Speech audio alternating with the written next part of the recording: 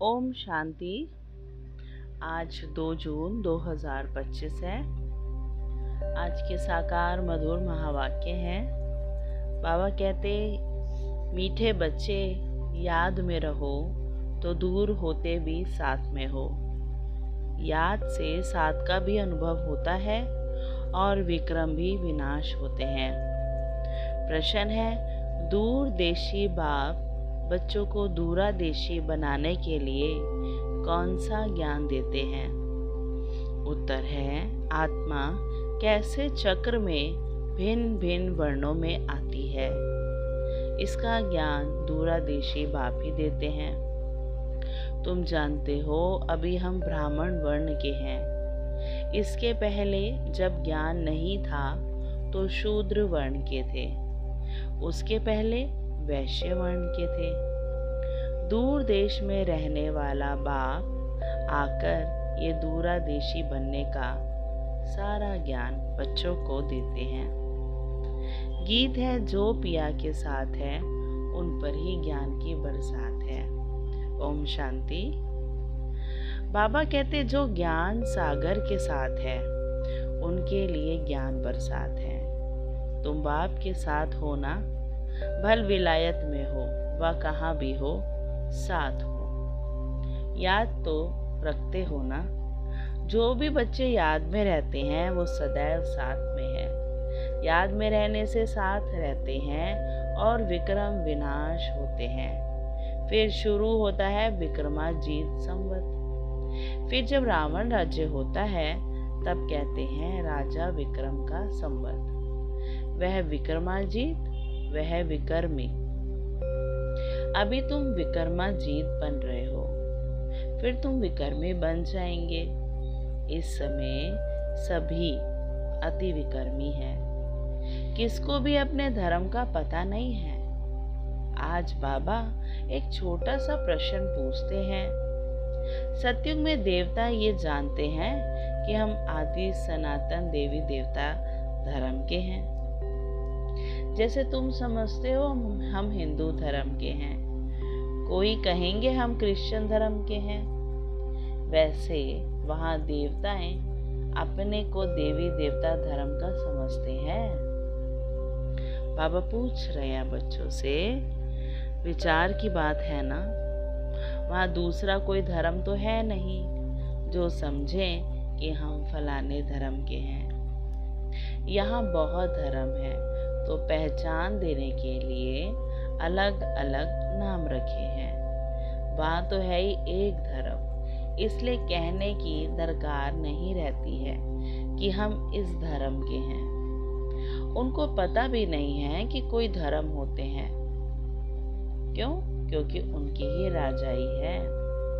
अभी तुम जानते हो हम आदि सनातन देवी देवता धर्म के हैं। देवी देवता और कोई को कहा नहीं जा सकता। पतित होने कारण अपने को देवता कह नहीं सकते। पवित्र को ही देवता कहा जाता है। वहाँ ऐसी कोई बात होती नहीं है। कोई से भेंट नहीं की जा सकती। अभी तुम संगम पर हो, अभी तुम संगम युग पर हो। जानते हो, आदि सनातन देवी देवता धर्म फिर से स्थापन हो रहा है। वहाँ तो धर्म की बात ही नहीं है ही एक धर्म। यह भी बच्चों को समझाया है। ये जो कहते हैं महाप्रलय होती है, अर्थात कुछ भी नहीं रहता, ये भी रॉन्ग हो जाता है। बाप बैठ समझाते हैं राइट क्या है। शास्त्रों में तो जलमयी दिखा दी है। बाप समझाते हैं सिवाय भारत के बाकी जलमयी हो जाती है। इतनी बड़ी सृष्टि क्या करेंगे? एक भारत में ही देखो कितने गांव हैं। पहले जंगल होता है, फिर उनसे वृद्धि होती जाती है। वहां तो सिर्फ तुम आदि सनातन देवी देवता धर्म के ही रहते हो। ये तुम ब्राह्मणों की बुद्धि में बाबा धारणा करा रहे हैं। अभी तुम जानते हो ऊंच से ऊंच शिव बाबा कौन है? उनकी पूजा क्यों की जाती है? आकादी के फूल क्यों चढ़ाते हैं? वे तो निराकार है ना। कहते हैं नाम रूप से न्यारा है, परंतु नाम रूप से न्यारी कोई चीज तो होती नहीं है। तब क्या है जिसको फूल आदि चढ़ाते हैं? पहले पहले पूजा उनकी होती है, मंदिर भी उनके बनते हैं। बाबा कहते मंदिर भी उनके बनते हैं क्योंकि भारत की और सारी दुनिया के बच्चों की सर्विस करते हैं। मनुष्यों की ही सर्विस की जाती है ना। इस समय तुम अपने को देवी देवता धर्म के नहीं कहला सकते।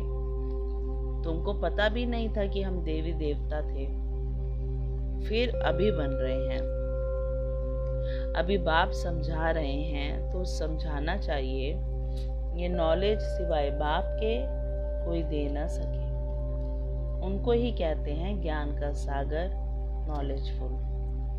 गाया हुआ है रचता और रचना को ऋषि मुनि आदि कोई भी नहीं जानते। नेति नेति करते गए हैं। जैसे छोटे बच्चे को नॉलेज है क्या? जैसे बड़े होते जाएंगे बुद्धि खुलती जाएगी, बुद्धि में आता जाएगा विलायत कहाँ है, ये कहाँ है। तुम बच्चे भी पहले इस बेहद की नॉलेज को कुछ भी नहीं जानते थे। ये भी कहते हैं भलम शास्त्र आदि पढ़ते थे।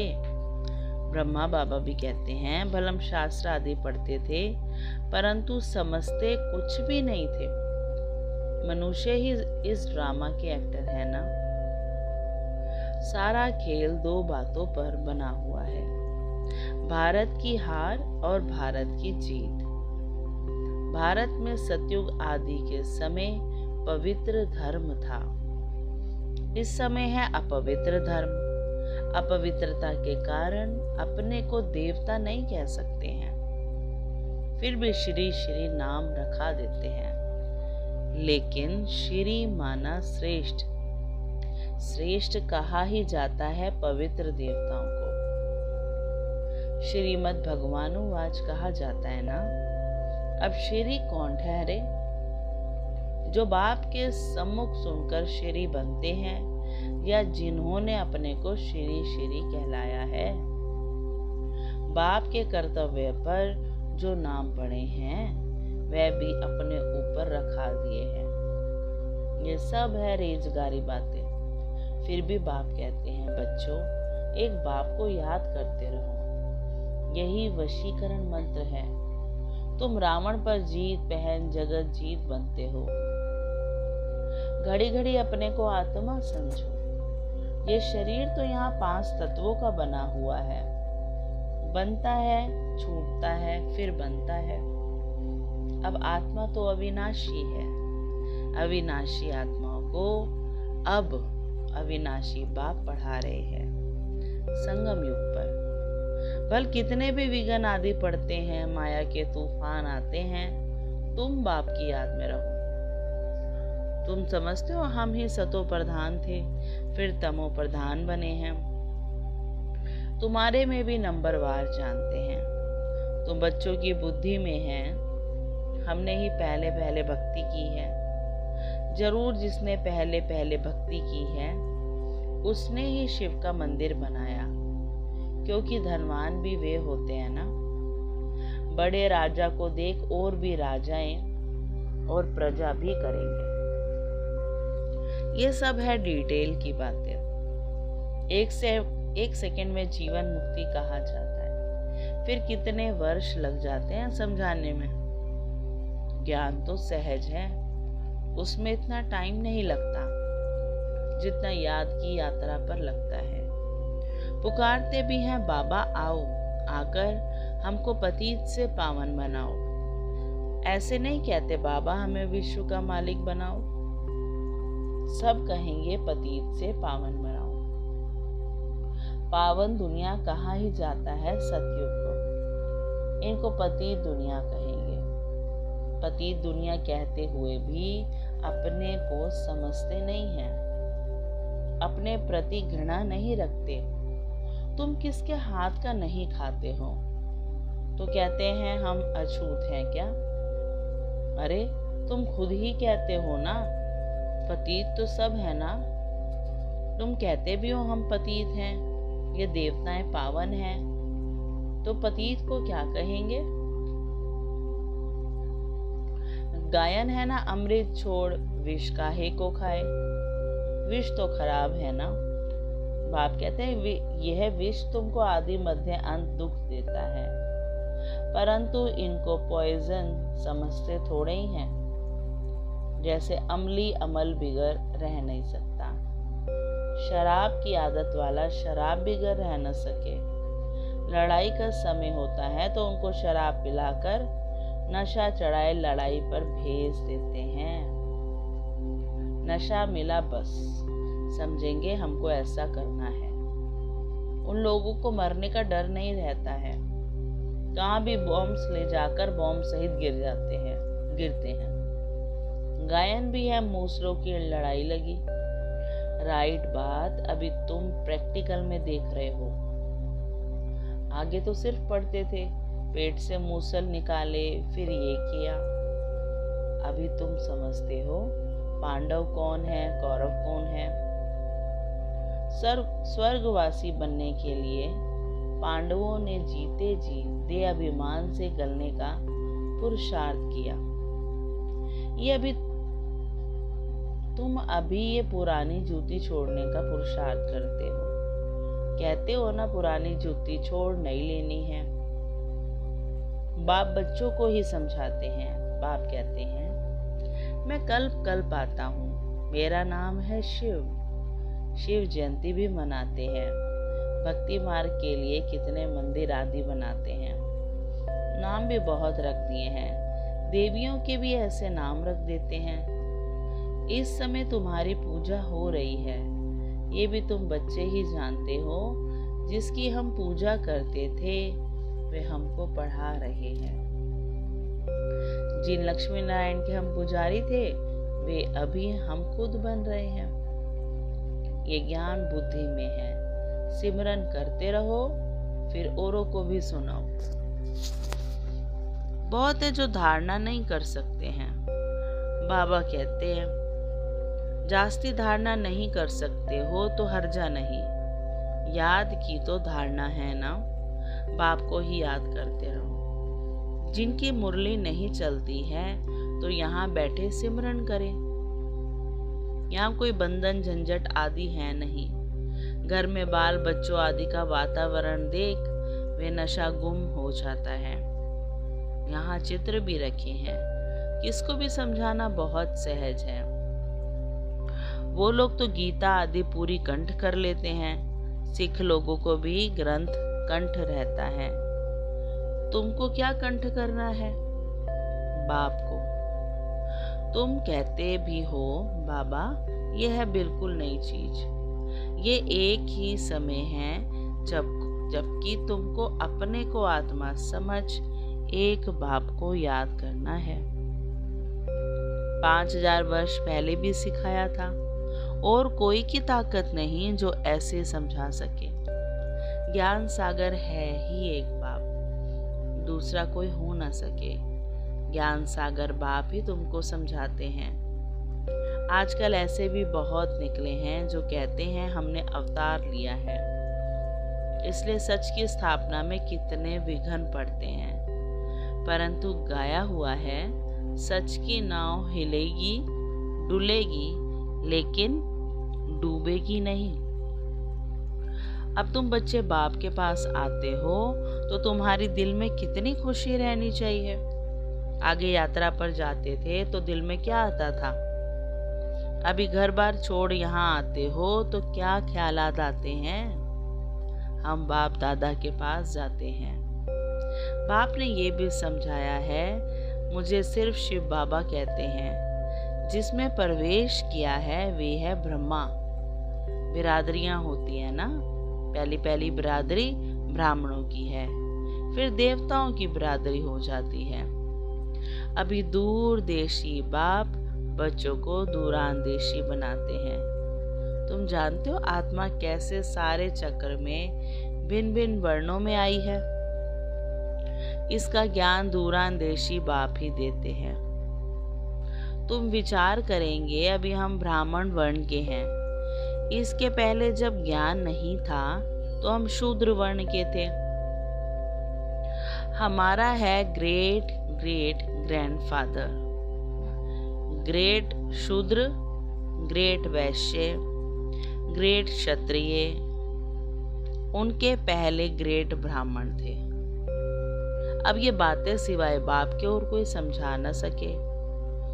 इनको कहा जाता है दूरांदेश का ज्ञान। दूर देश में रहने वाला बाप आकर दूर देश का सारा ज्ञान देते हैं बच्चों को। तुम जानते हो हमारा बाबा दूर देश से इसमें आते हैं।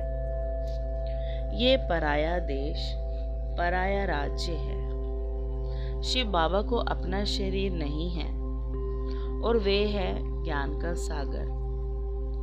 स्वर्ग का राज्य भी उनको देना है। श्री कृष्ण थोड़े ही देंगे, शिव बाबा ही देगा। श्री कृष्ण को बाबा नहीं कहेंगे। बाप राज्य देते हैं, बाप से ही वर्षा मिलता है। अभी हद के वर्षे सब पूरे होते हैं। सतयुग में तुमको ये मालूम नहीं रहेगा कि हमने ये संगम पर 21 जन्मों का वर्षा लिया हुआ है। ये अभी जानते हो, हम 21 जन्मों का वर्षा आधा कल्प के लिए ले रहे हैं। 21 पीढ़ी यानी पूरी आयु। जब शरीर बूढ़ा होगा तब समय पर शरीर छोड़ेंगे।